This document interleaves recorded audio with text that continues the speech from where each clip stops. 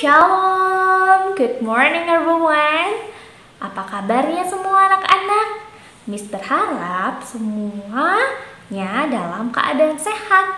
Dan yang pasti kalian harus tetap semangat. Walaupun kita masih dalam situasi online, memang membosankan ya, tapi Miss berharap kalian tetap mengerjakan segala tugas dan tanggung jawab kalian dengan sungguh-sungguh. Nah, pada hari ini kita akan chapel bersama di hari Jumat ya, seperti biasa. Dan chapel hari ini akan dipimpin oleh Miss Catherine sebagai pelayan firman Tuhan. Tapi sebelum kita memulai chapel kita berdoa dulu yuk. Miss berharap kalian semuanya benar-benar memberikan hati kalian kepada Tuhan. Karena apa? Karena ketika kita berdoa atau menyembah Tuhan, kita nggak boleh main-main loh. Ya, yuk kita berdoa dulu yuk. Lipat tangannya, tutup matanya. Bapa yang baik, Bapa yang bertata dalam kerajaan surga, terima kasih Bapa, hari ini kami diberi kesempatan kembali untuk menikmati berkat Tuhan. Bapa, pada pagi hari ini kami akan memulai chapel kami. Kiranya Kau berkati Bapa, apapun yang kami kerjakan sepanjang chapel ini, baik kami menonton, baik kami memuji nama-Mu, kiranya Engkau menyertai kami dan kami bisa memberikan hati dan pikiran kami hanya kepadamu. Berkati chapel kami dari awal, pertengahan, hingga akhir. Di dalam nama Tuhan Yesus Kristus, Tuhan kami, haleluya, amin. Oke, sudah siap hari ini untuk memulai chapel kita? Yuk kita nyanyikan satu buah lagu yang berjudul Tuhanlah Kekuatan.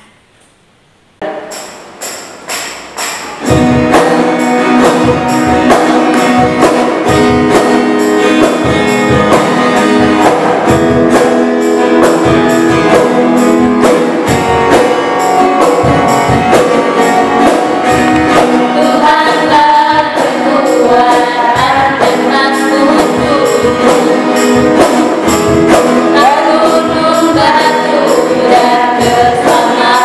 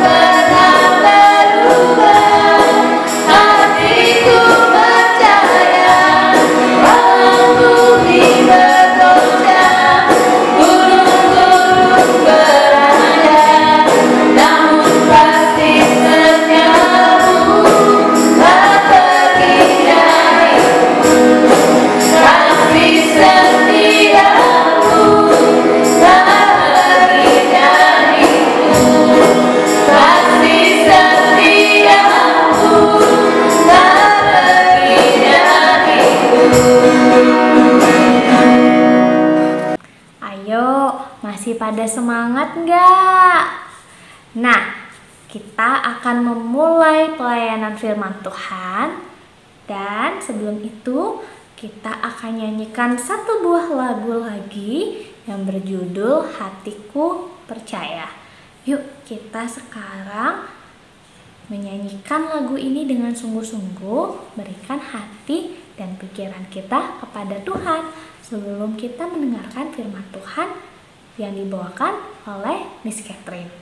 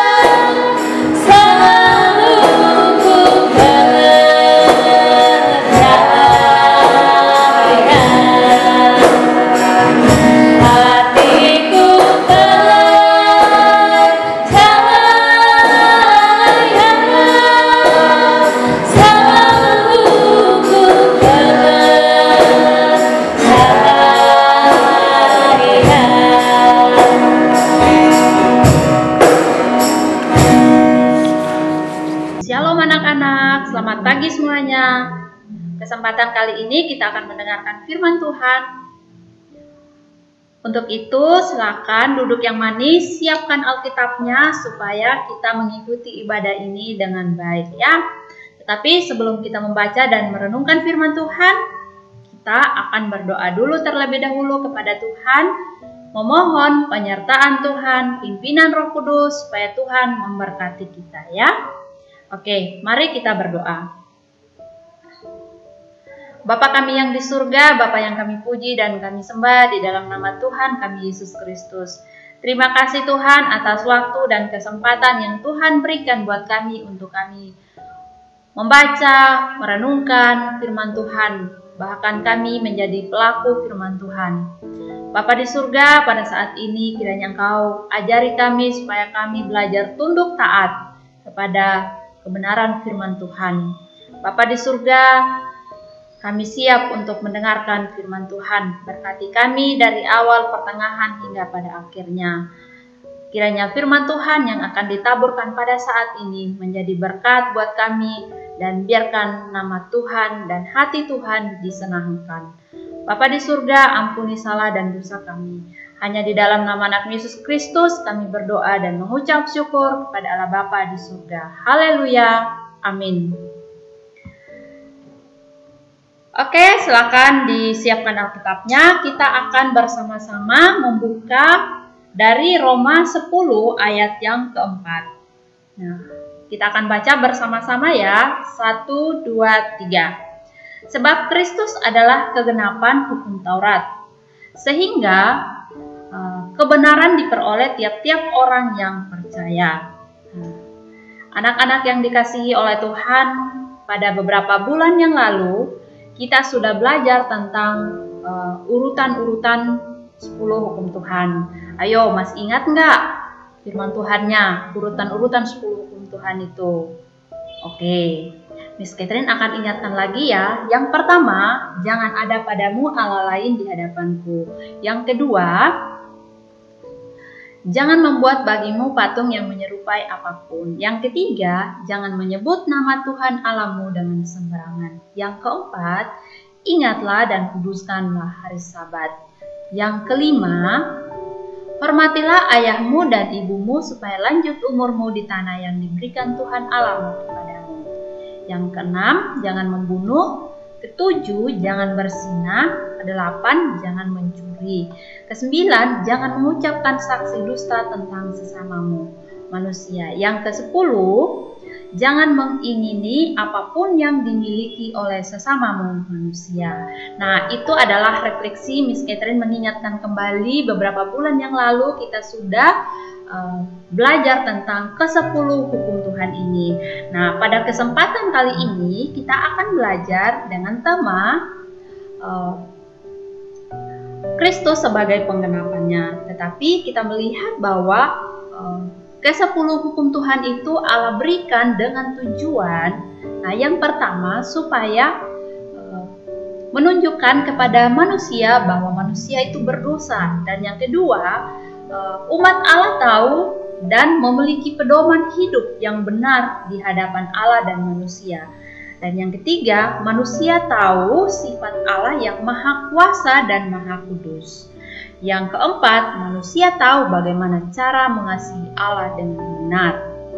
Nah, adapun dari tujuan-tujuan dan ringkasan yang sudah Miss Catherine sudah perlihatkan untuk 10 hukum Tuhan, pada kesempatan ini kita akan belajar dengan satu tema, Kristus sebagai penggenapan hukum Taurat. Oke, dari tema ini muncul pertanyaan yang akan kita pelajari bersama. Ada beberapa poin. Yang pertama, apakah hukum Taurat masih kurang atau belum jelas? Kenapa harus digenapi? Yang kedua, hukum Taurat harus menggenapi atau harus digenapi, dan siapa yang menggenapinya? Yang ketiga, hasil dari penggenapan itu. Oke, kita akan melihat pertanyaan yang pertama, apakah hukum Taurat masih kurang? Nah, kita lihat bahwa 10 hukum Taurat atau 10 perintah Allah ini jelas hukum Taurat ini tidak kurang, ya, karena hukum Taurat itu atau 10 perintah Tuhan itu diberikan langsung oleh Allah kepada umat Israel. Diberikan langsung kepada Musa, supaya Musa ini mengajarkan kepada umat Israel ya. Nah, ketika bangsa Israel itu keluar dari tanah Mesir, nah melewati perjalanan yang begitu panjang, disitulah Tuhan memberikan suatu ketetapan atau hukum supaya mereka bisa menaati. Karena kalau tidak suatu keteraturan itu bisa aja hidup semau saya, ya. Nah,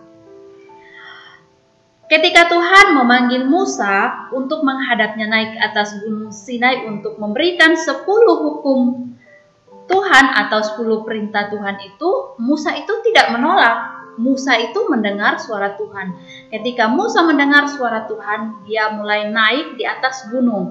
Tetapi gunung itu tidak kelihatan. Gunung itu ditutupi oleh awan. Nah, ditutupi oleh awan sehingga gunung itu tidak kelihatan ya. Oke, nah kita melihat bahwa di dalam perjalanan itu melewati gunung yang ditutupi oleh awan, Bapak Musa itu terus berjuang untuk menaiki gunung itu. Nah, di sanalah Musa berdoa kepada Tuhan. Nah, ketika Musa berdoa kepada Tuhan, nah di sanalah hukum Tuhan itu ditulis oleh jari-jari Allah sendiri.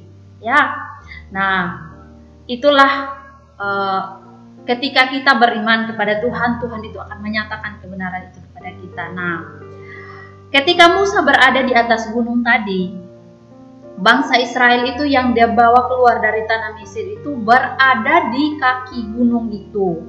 Nah, berada di kaki gunung Sinai. Mereka menunggu Musa turun dari gunung itu. Nah, ketika Musa naik di atas gunung itu bukan hal yang singkat. Saat Musa berada di atas gunung itu adalah 40 hari 40 malam, ya, 1 bulan lebih. Nah, bangsa Israel yang dibawa keluar dari Mesir yang menunggu di atas kaki gunung tadi, mereka itu sudah lagi tidak ingat 10 hukum Tuhan. Mereka mulai meninggalkan hukum Tuhan yang mereka sudah terima, ya, dengan yang dipimpin oleh Harun yang ada di bawah kaki gunung itu, ya. Nah, ketika Musa sudah menerima 10 hukum Tuhan itu selama 40 hari 40 malam, dia terus berdoa di atas gunung itu, menerima dia akan turun. Ketika Musa turun dari atas gunung, apakah yang dilakukan oleh bangsa Israel? Nah, Bapak Musa ini membawa kedua loh batu itu yang sudah diterima dari Allah. Ketika dia turun di sana, dia melihatlah bahwa bangsa Israel itu menari-nari di bawah kaki gunung. Mereka sudah membuat patung emas atau lembu emas untuk mereka sembah. Itulah yang membuat Musa sampai Musa membuang kedua loh batu itu sampai pecah. Ya, oke. Kita akan melihat poin yang kedua. Hukum Taurat harus digenapi dan siapa yang menggenapinya? Nah, kita akan melihat di Matius 5 ayat 17-9. Janganlah kamu menyangka bahwa aku datang untuk meniadakan hukum Taurat atau kitab para nabi. Aku datang bukan untuk meniadakan, melainkan untuk menggenapinya.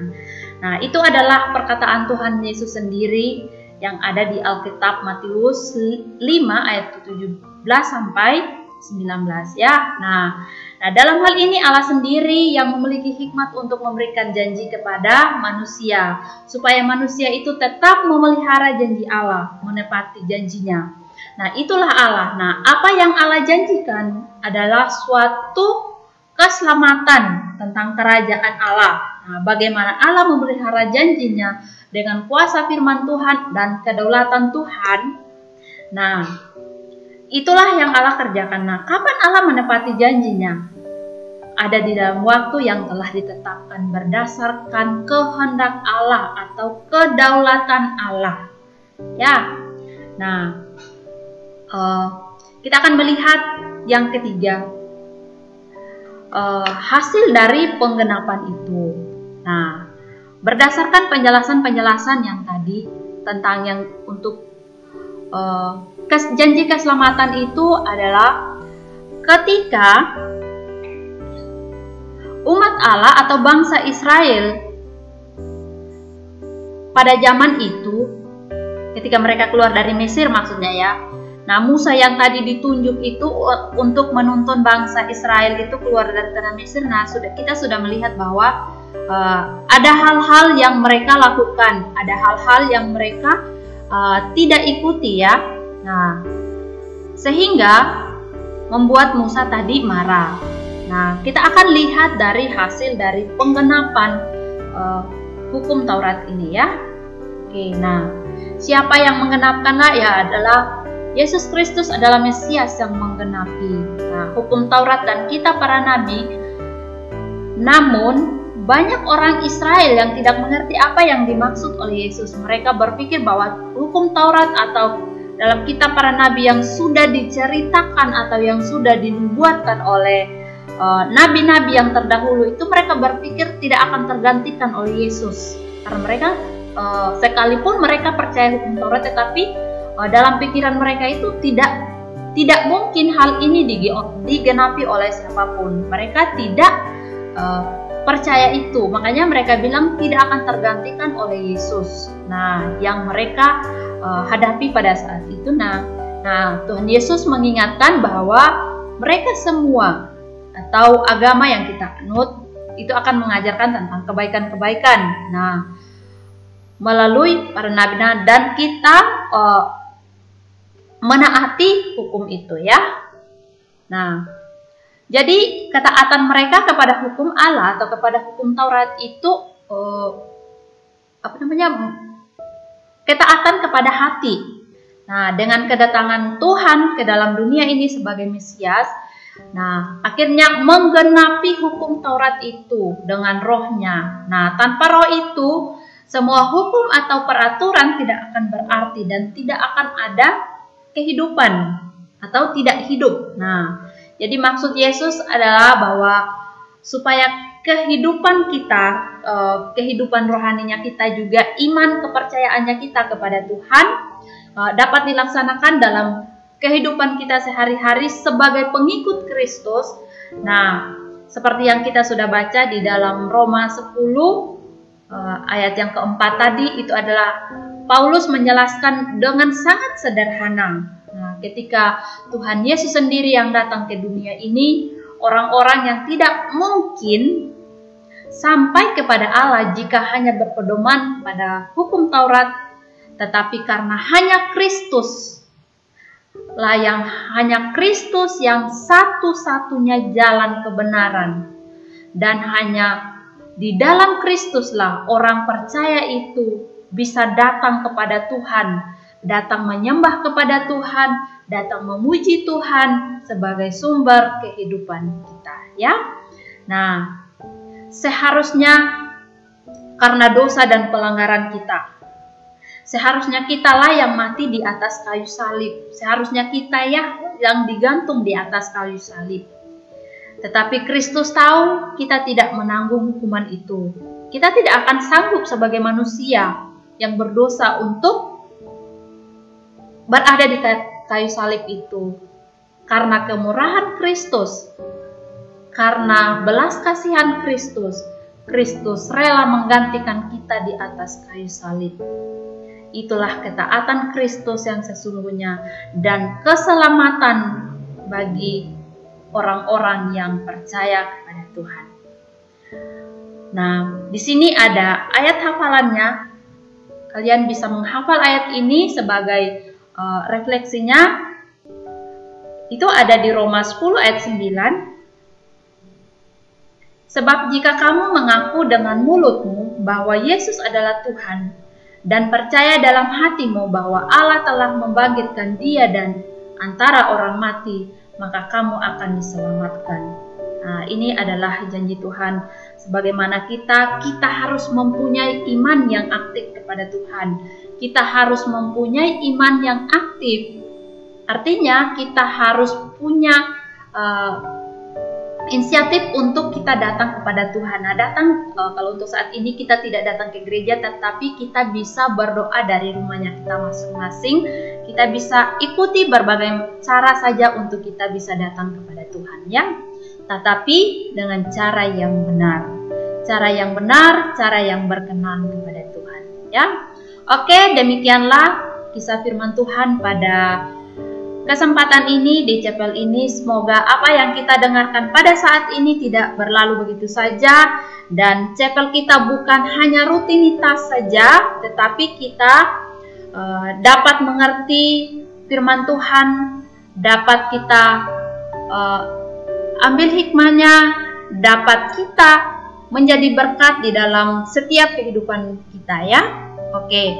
Jadi karena hanya kebenaran firman Tuhan yang bisa menuntun kita kepada kehidupan yang lebih baik. Oke, demikianlah firman Tuhan pada saat ini. Kiranya Tuhan Yesus memberkati. Sebelum kita mengakhiri, kita akan berdoa dulu ya.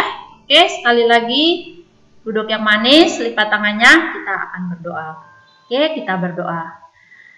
Kembali lagi ya Tuhan, kami mengucap syukur kepada Tuhan karena Tuhan begitu baik menjaga kami dari awal ibadah kami, pertengahan hingga pada akhirnya. Bapa di surga, ajari kami supaya kami belajar tunduk taat kepada firman Tuhan, belajar menghargai setiap anugerah Tuhan yang kami terima. Bapa di surga, pada saat ini kami sudah mendengarkan firman Tuhan. Allah Roh Kudus terus menuntun kehidupan kami, meluruskan kehidupan kami. Kiranya Allah yang kami percaya tidak pernah meninggalkan kami sedetik pun. Bapa di surga, berkati kami sepanjang hari ini. Berkati kegiatan kami ketika kami belajar, ketika kami bermain. Tuhan teruslah bersama kami. Bapa di surga, sebenarnya masih banyak yang kami minta di hadapan hadirat-Mu, tetapi sebelum kami menyebut satu persatu, Tuhan Yesus terlebih dahulu mengetahuinya.